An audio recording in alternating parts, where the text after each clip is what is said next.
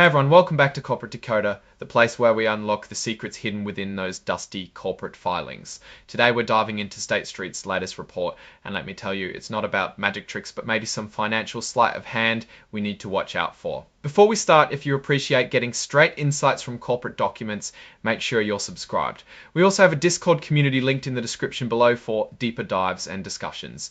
State Street, a big name in the financial world, just dropped their report for the second quarter of 2025. Now, this isn't just a quick check-in, it's a detailed look at how they're doing operationally and financially. They've given us a news release, a financial information addendum, and a slide presentation, all packed with numbers and what they mean. So who exactly is State Street? They're a major player incorporated in Massachusetts with a significant presence in the financial markets. You might know them from their stock ticker STT on the New York Stock Exchange. And they also have these depository shares representing preferred stock traded under STTPRG. They're the folks who handle a lot of the heavy lifting for institutional investors like safekeeping assets and processing transactions. Think of them as the engine room of the financial system. The core of this filing is really about their financial health and how they performed during the second quarter. They've released a news release and an addendum that gives us the nitty-gritty. This is where we, as keen observers, can really see what's going on under the hood. These documents are essentially their way of telling the world, here's how we fared. The news release is like the company's official story of the quarter. It usually highlights the good stuff and frames everything in the most positive light. We need to dig deeper than the headlines to understand the real story. They've also provided a financial information addendum, which is where we usually find more detailed numbers and charts that support their narrative. We'll be looking at these to see if the story they're telling matches the numbers. Then there's the Regulation FD disclosure, which is all about fair disclosure. This usually relates to investor conference calls and presentations. So State Street also put out a slide presentation to go along with their earnings. This is often where they try to paint a clearer picture or emphasize specific points they want investors to focus on. It's another piece of the puzzle we need to examine. This section basically lists all the supporting documents that come with the filing. Think of it as the table of contents for all the detailed information they're providing. It confirms that they've given us the news release, the addendum, and the presentation all to give a comprehensive view of their performance. Let's start by looking at the highlights from their performance. While the actual numbers are in the exhibits, we know they announced their second quarter results. This is the crucial period to analyze. Did they meet expectations? Did they exceed them? Or did they fall short? Without the actual figures here, we're relying on the company's own summary to guide us. This addendum is where the real financial meat is. This is what we've been waiting for. We're talking about revenue, expenses, profits, and maybe even some key balance sheet items. For a company like State Street, these numbers tell us a lot about their operational efficiency, their ability to manage costs, and their overall profitability. It's important to see how these figures stack up against the previous quarter and, more importantly, against the same quarter last year. This year-over-year comparison really shows us the trend and whether the company is growing or shrinking. The slide presentation is often a condensed version of the more detailed financial information. They might use graphs and charts to make certain points stand out. We need to be careful here. Presentations are often designed to be persuasive, so we need to scrutinize the data they choose to highlight and how they present it. Are they showing you the full picture or just a carefully curated snapshot? Often they focus on adjusted earnings, trying to put a polish on the raw numbers. We need to see the unvarnished truth. Now, for the really interesting part, in these reports, we often find tables that show key financial metrics.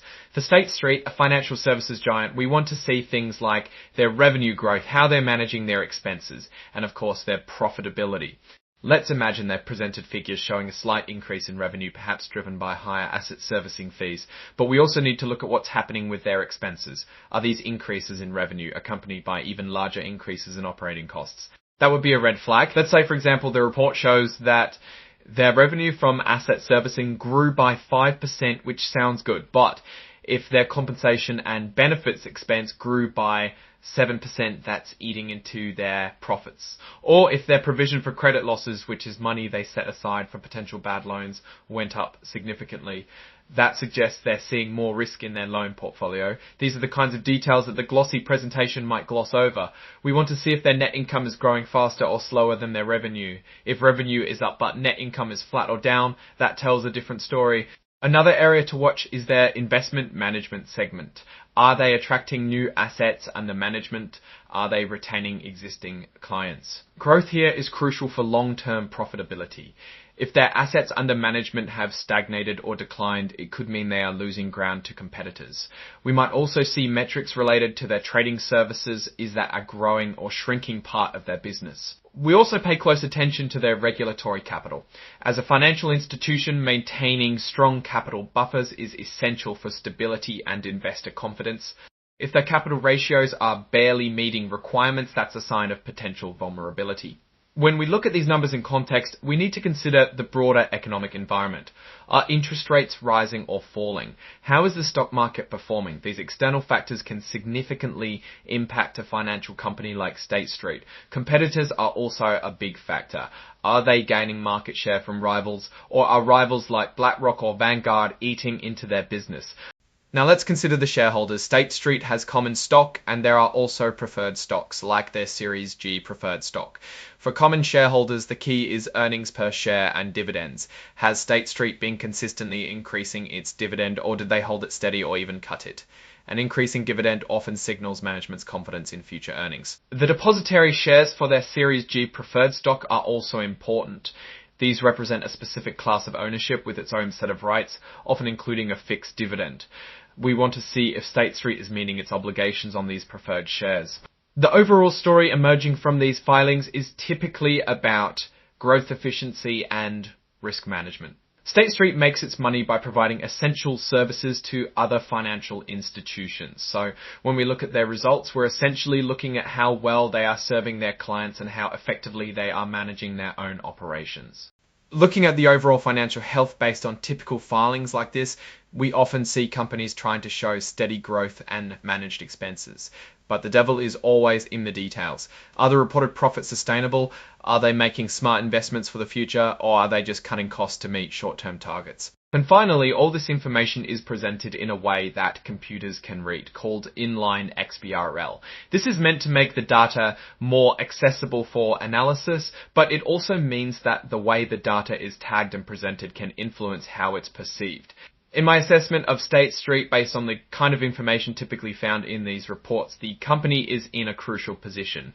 They are a service provider to the financial industry, so their success is directly tied to the health and activity of global markets. Strengths lie in their established infrastructure and client relationships. However, the operational complexities of managing vast sums of assets and processing countless transactions mean that efficiency and cost control are paramount. Any misstep in managing these can quickly erode profitability. A notable risk for State Street, as with many financial institutions, is regulatory change. New rules or stricter interpretations of existing ones can increase compliance costs or alter their business models. Also, competition is fierce, not just from other large players, but also from new fintech companies offering specialized, often cheaper services. The crucial factor from these filings is understanding if State Street is truly growing its core businesses or if its reported numbers are being boosted by one-off events or aggressive cost cutting that might hurt long-term capabilities. Consistency in delivering profits and growing assets under management would be a positive sign. If the numbers suggest a struggle to grow revenue or control costs, that's a warning sign for future performance. Alright, that's our breakdown of State Street's latest filing. What's your take on these numbers and what they signal for the company's future? Drop your thoughts in the comments. If this analysis was valuable, hitting that like button really helps, and subscribe for more deep dives. Don't forget to check out the Discord in the description for more insights and to join the conversation. Thanks for watching. See you next time.